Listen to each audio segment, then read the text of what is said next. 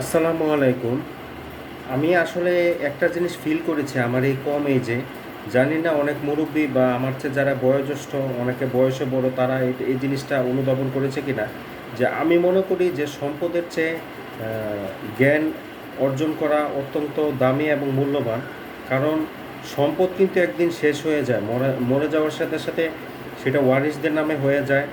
যেমন বাবার সম্পত্তি ছেলে ভোগ করে, আবার ছেলে মারা গেলে তার ছেলে সেটা ভোগ করে। কিন্তু জ্ঞান কিন্তু আপনার সাথে আজীবন থেকে যাবে।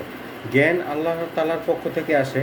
কাজেই যতই জ্ঞান অর্জন করি ততই আমাদের জ্ঞান বাড়বে। কিন্তু সম্পদ এমন একটা জিনিস যে সম্পদের কারণে কিন্তু মানুষে মানুষে মানে ঝগড়া বিভেদ সৃষ্টি হয়। অল্প একটু সম্পদের জন্যই কিন্তু ভাইয়ে ভাইয়ে বা দ্বন্দ্ব হয়।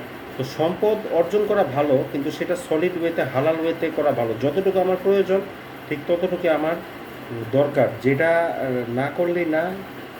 কারণ কারণ এই দুনিয়া ক্ষণস্থায়ী, দুনিয়া একদিন শেষ হয়ে যাবে। আসল জীবন তো কবরের পর।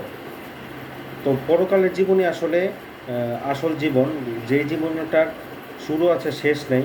কাজেই সম্পদ, আমরা ভালো সম্পদ থাকলে সেটা ভালো কাজে ইউজ করা উচিত, যেমন জাকাত দেওয়া, কোনো অভাবীকে দান করা, এটসেট্রা। কিন্তু জ্ঞান কিন্তু আপনি দেখবেন যতই জ্ঞান অর্জন করবেন, মানে জ্ঞান কিন্তু শুধু যে বই থেকে হয় তা না। জ্ঞান কিন্তু আপনার অভিজ্ঞতা থেকে হয়, বা বিভিন্ন কোর্স করার মাধ্যমে হয়। কাজেই জ্ঞানটা প্রায়োরিটি দেওয়া উচিত সর্বোচ্চ। কারণ ইংলিশ প্রভার্ব সেজ যে নলেজ ইজ পাওয়ার, মানে জ্ঞানই কিন্তু শক্তি। কারণ জ্ঞান অর্জন ছাড়া আসলে কোনো কিছুই জীবনে সাফল্য লাভ করা যায় না। আর যে বিষয়ে আমরা ধর্মীয় বিষয় বলি আর আদার্স, ইতিহাস, সাহিত্য, দর্শন, প্রত্যেকটা বিষয়ে কিন্তু আমাদের জ্ঞান থাকাটা জরুরি। কারণ রাসূলুল্লাহ সাল্লাল্লাহু আলাইহি ওয়াসাল্লাম বলেছেন যে এলেম অর্জন করা কিন্তু ফরজ। মানে আমরা যারা ইসলাম ধর্মাবলম্বী তাদের জন্য এলেম অর্জন করা ফরজ। অর্থাৎ আমরা যারা মুসলিম তাদের জন্য কোরআন হাদিসের জ্ঞান অর্জন করা ফরজ।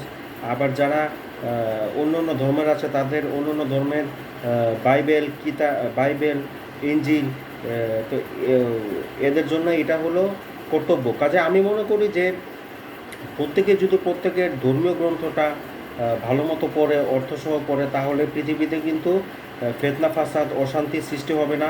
কারণ কারণ কোনো ধর্মেই কিন্তু আসলে খারাপ কিছু নাই। আর আমাদের ইসলাম ধর্মে তো অবশ্যই না। কারণ যেখানে মানে বলাই আছে যে ইসলামের সমান অধিকার সবার। মানে Islam Islam is the complete code of life. ইসলাম একটি পূর্ণাঙ্গ জীবন ব্যবস্থা। ইসলামে রয়েছে শান্তি, ইসলামে রয়েছে কল্যাণ। তো আমি মনে করি যে আমি যেটা অনুধাবন করেছি, বুঝতে পেরেছি আমার এই সংক্ষিপ্ত জীবনে, এবং ইনশাল্লাহ যতদিন আল্লাহ তাআলা হায়াতে বাঁচায় রাখে, যে সম্পদের চেয়ে জ্ঞান অর্জন করাটা জরুরি এবং ফরজ। আমি মোস্ট প্রায়োরিটি দিব to acquire knowledge then asset. তো আজকে এই পর্যন্তই। সবাই ভালো থাকবেন, সুস্থ থাকবেন। আসসালামু আলাইকুম ওয়া রাহমাতুল্লাহি ওয়া বারাকাতুহু।